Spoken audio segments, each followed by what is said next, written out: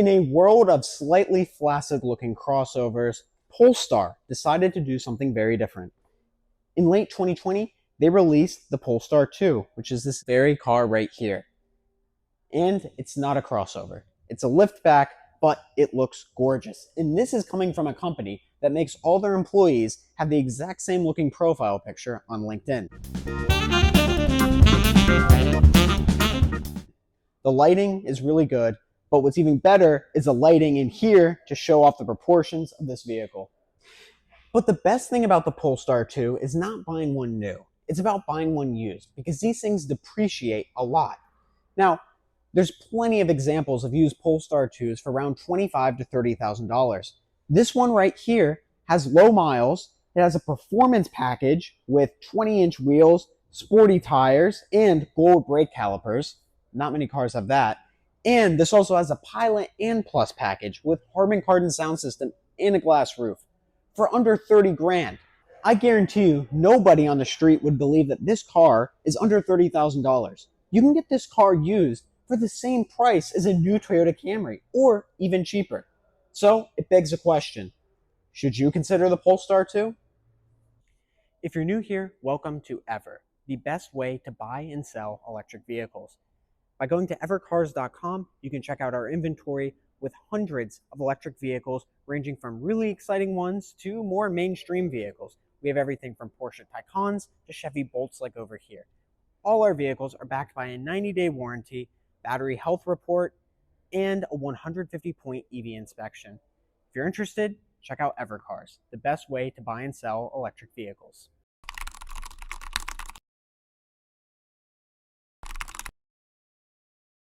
So, to commence this review, I will tell you the brief history of the Polestar 2. To start, the Polestar 2 arrived in the United States in late 2020 as a 2021 model year. All 2021 Polestar 2s come with a 78 kilowatt-hour battery pack and a 408 horsepower dual motor powertrain. These vehicles all came pretty highly equipped, so most of them included all the additional options.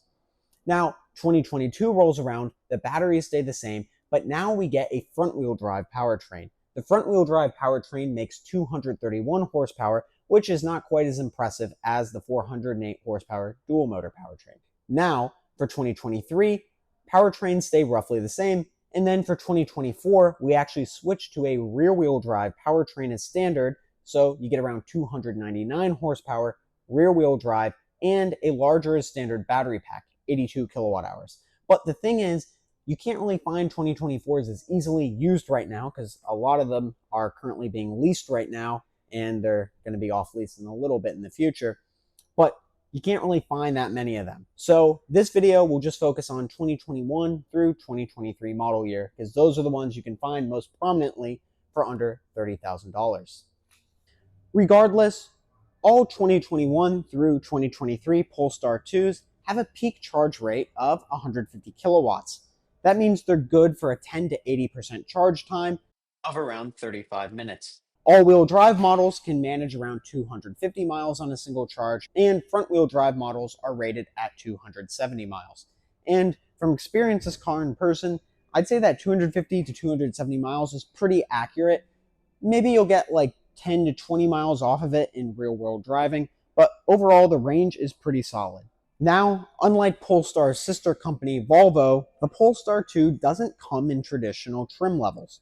But what you do get is a base vehicle. So you get a base all-wheel drive or base front-wheel drive. Then you can add on the Plus package. The Plus package has carbon sound system, different seating material, ambient lighting, a glass roof, and a heated steering wheel. It definitely makes a car feel a lot more premium. There's also the Pilot package. That adds on adaptive cruise control and lane centering. And I know what you may be asking. Wait, hold up, this car's around $50,000 brand new. You don't get adaptive cruise control. And that's correct. You had to pay extra for it brand new. There's also a third package, which is the leather package. And this vehicle right here has that leather package. The leather package adds nice Napa leather seats and this cool wood trim. The seats are also ventilated, which is an awesome feature. And overall, the Napa leather package gives this car a nice feel. However, if you bought it new, it would have been $4,000. So how nice is it really? The fourth and final package is the performance package, which adds on these 20-inch wheels, which look great, by the way, gold brake calipers, better suspension, and more performance-oriented tires. This doesn't improve the power. The power still stays the same at 408, but you can actually now get an over-the-air software update to add 67 horsepower, which you need to pay for, but you can do that if you want to on the performance models. But overall, this gives the car a better driving experience and, makes it feel a little more sporty. That isn't to say the regular ones don't feel sporty, but this just heightens that feeling. Starting off in the back seats, the Polestar 2 has a very nice interior. The seats are well appointed, the doors feel good, and I get this nice glass roof if you have the Plus package. Now, the only thing is, it's not that spacious back here. You got a giant hump where the middle seat is, and, it just isn't quite as spacious as some other luxury electric sedans are.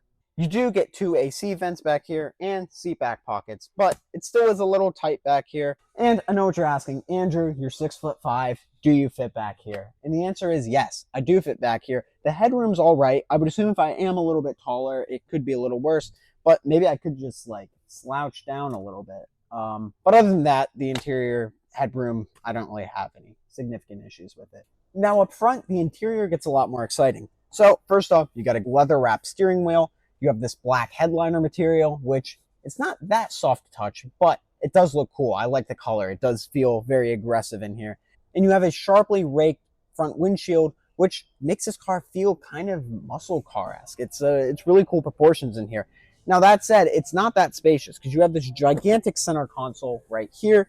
And so it's not like a Model 3 inside where you feel very open and airy. This feels more cramped. It's tighter. It's more aggressive. And I don't think there's a right or wrong answer here. I think this is just on preference. And to be honest, I kind of like this. It feels really cool inside this interior. What is depressing, though, is the cup holders. You get one cup holder here, and underneath the center console, you get another cup holder. But it's weird because it's underneath the center console, so you can't really use it because then you have nowhere to put your arm. So effectively, you got one cup holder in the center and then one on each door. This was not approved for America. To turn on the car, you simply put your foot on the brake and it's on. That's really nice. There's no start-stop button, which I think is a great feature. I actually get kind of annoyed when you have to turn on and off the car every time when it's an EV, but no, you just get in here and it's already ready for you. That's really cool. So migrating over to the center screen, we have this. This is our drive modes. This is usually the screen that first pops up. So we can change our steering feel here, light, standard, or firm. One pedal drive. This is nice, so we can turn it completely off, low, or standard, and we can turn creep on or off. And the great thing is all these options that you choose stay for basically forever. So if you turn one pedal drive off for this drive, it's not going to turn back on for the next drive. That's nice. I like the memory feature. And we also have sport mode here, which isn't really a sport mode. It basically just limits traction control. Now we also have some driving assists. This is for our ADAS amenities. We can choose our charging limits right here. So this is just really easy to use. It's okay, great. You got the main screen, click there, charge, 80%. So easy. Now going on to here, we also have some other features, like we can choose the interior lighting, even like the mood lighting here. So we can turn that up so it's a little more intense or turn it off. That's really cool. Now going on to here, we have our Google Maps. And this is honestly a really, really, really sweet spot on this car. The Google Maps just works so well. I love using Google Maps every day, but having it built right into your car is truly incredible. So let's say we want to go to, I don't know, San Diego. San Diego. Type in San Diego. And boom. Just like that, it tells us exactly where we need to go. And it adds in the charging stops right there. This is so nice. Other cars' native systems just do not work this well. Polestar partnering with Google was a great move because, look, got our map in there, and we're already on the move. We can head down. Cool features don't stop here. So if we go back to our app menu, we have our performance meter. So this is our G-force meter. So this is really cool when you're going through corners. So You can see exactly how many G's are being exerted on your body when you're carving through canyons. That's nice. Now, what we also have is our range assistant. So we can see our dynamic range here, which is really cool. So our range shows 120 in our gauge cluster, but here it shows more like around 100. So, maybe we haven't been driving that nicely previously, so it lowers our range. That's cool. Another cool thing is Journey Log. Now, I've used Journey Log in the past to measure your energy consumption on trips, and this actually saves this data to the car, which is really cool. So you make an account, and then you can see all your previous trips. So I can see, oh, on this previous trip, I drove 20 miles and consumed 6 kilowatt hours of energy. That's really cool. I like this. This is Apple CarPlay, which is wired, unfortunately, but you do have it. And you can also go online. So you have YouTube Music, and there is an internet browser as well. Something not as good. Is adjusting the climate controls. So first, you click there, takes a little bit, and then you got the climate controls. But this is all through the screen, and it's just not readily available for you to adjust. So say we're on this home screen, someone who's not familiar with this car might be a little confused. They'll be like, well, where do I go to adjust the climate controls? But then what they have to do is click on this car again, then they're back in climate controls. And it's just like, this is a little obnoxious. It would be nice if this climate control menu just stayed there all the time when you're on the screen. But other than that, you got your ventilated seats right there, which is great, heated steering wheel, and passenger ventilated seats. Underneath the screen, you have a wireless charger here and 2 USB-C ports. This can be used for your volume, pausing and playing music, and then you have your windshield defroster here and your rear window defogger. That's nice to have right here. So it's just a button click away. That's cool. And here's your drive selector, which is pretty intuitive. So you pull back for drive, push forward for reverse, and press the park button for park. That's pretty good. I like that. Now, on the basis of software, the Polestar is pretty good. I know there's some issues with the app. People have pointed that out. But I say overall, this infotainment system here is pretty good. Now, it doesn't use the latest computers that maybe a Tesla would or a Rivian operates on, but it gets the job done. You have good route planning, which is a feature so many EVs lack, and the Polestar does it really well. So you got good route planning, you have a pretty responsive screen, and you can do a decent amount of customization through there. Now, there's not tons of features on there. So for instance, we don't have like a Sentry mode or a dash cam recorder or stuff along those lines that Rivian and Tesla have.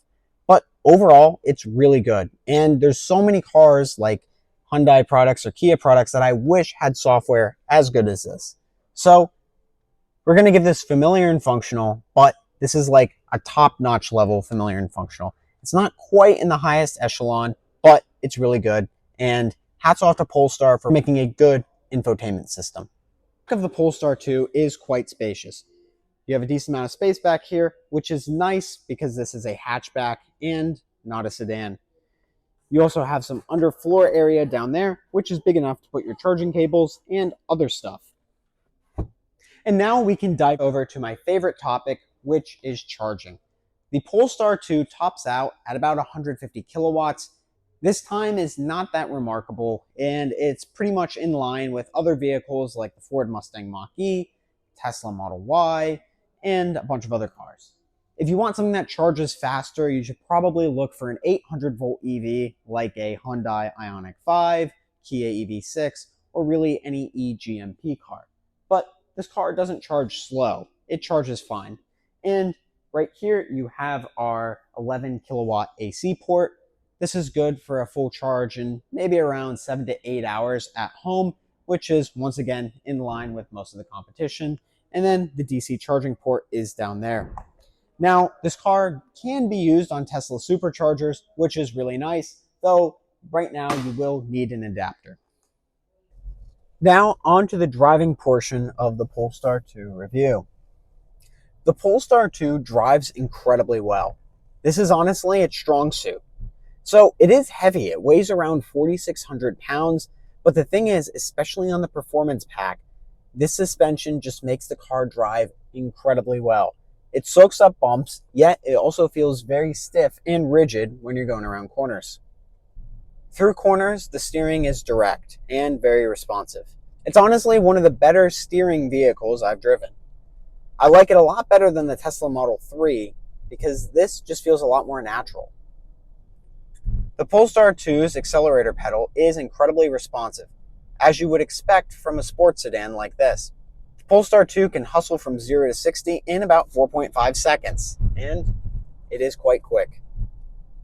But honestly, when it comes to the accelerator pedal tuning, I think the Polestar 2 has one of the best feeling accelerator pedals of any electric car I've driven.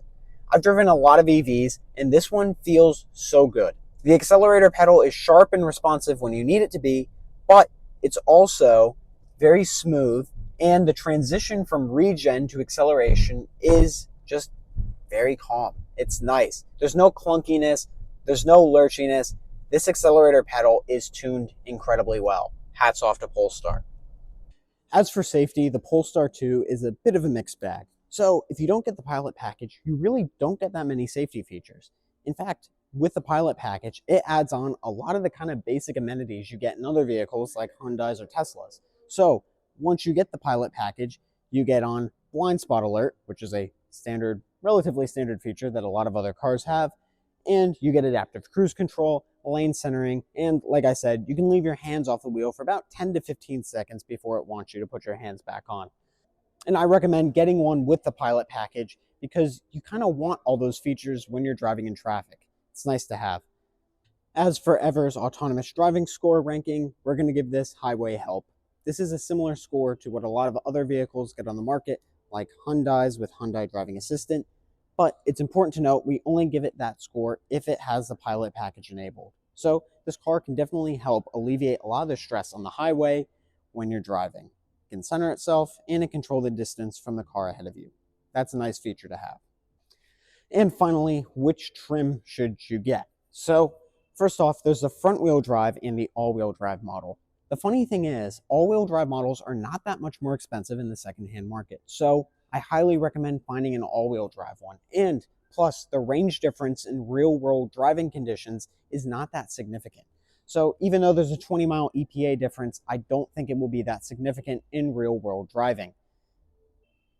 The front wheel drive model is also not that fun to drive. So, while the Polestar 2 all wheel drive packs a huge punch in terms of power, the front wheel drive just doesn't really feel that powerful at all. And that's because it's front wheel drive. It struggles for traction and therefore it will greatly cut power whenever you try to accelerate off the line. It's honestly not that fun to drive. It's still good in corners, but that front wheel drive powertrain just doesn't make it as fun as the all wheel drive models.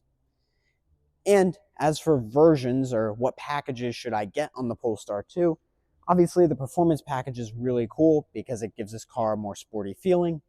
But if you're someone who likes luxury amenities, then I highly recommend getting the Plus package, especially the leather package on top of the Plus package. So that will get you the nice ventilated Napa leather seats, glass roof, Harman Kardon sound system, and many more features. The Plus package definitely makes the Polestar 2 feel like a true luxury car, whereas on the base model, you get cloth seats and an okay sounding sound system. The Pilot package is one package, though, that I really recommend you try to find.